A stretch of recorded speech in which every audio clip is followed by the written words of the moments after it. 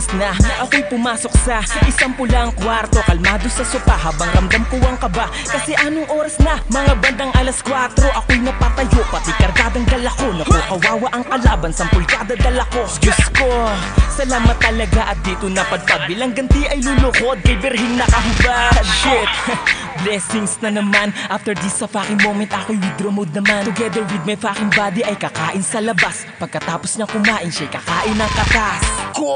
Sarap kumain ng mani, yung mani na mainit pa rin kahit na gabi. Isip bata pa si girl, gusto niya tago-taguan. Pero at least sweet naman dahil hilig niya subuan. Siya yung babaeng walang arte, prangkang walang hilig sa usapang gaguhan.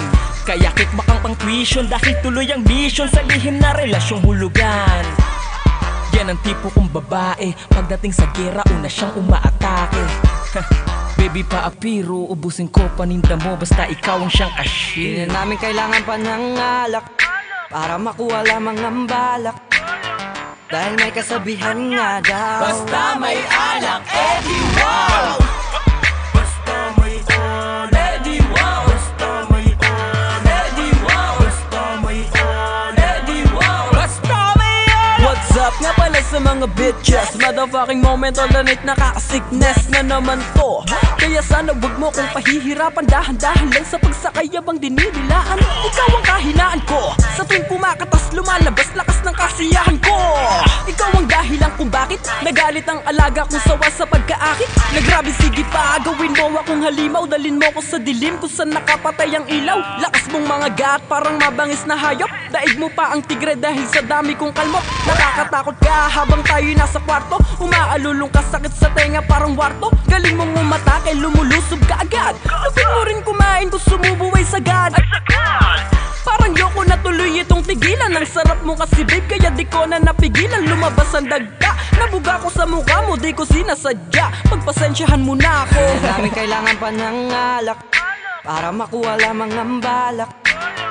Dahil may kasabihan nga daw, basta may alak, edi wow! Basta may alak, edi wow! Basta may alak, edi wow! Basta may alak, edi wow! Basta may alak! Tinext na naman ako ni ex, sabi niya sa'kin baka trip ko daw makipag-sex. Lumalapit na ang pek, papaligayahin niya daw ako, yun ang kanyang pex man sa akin. Kaya dali-dali akong sumakay, wala nang oras kaya ako'y sumabay.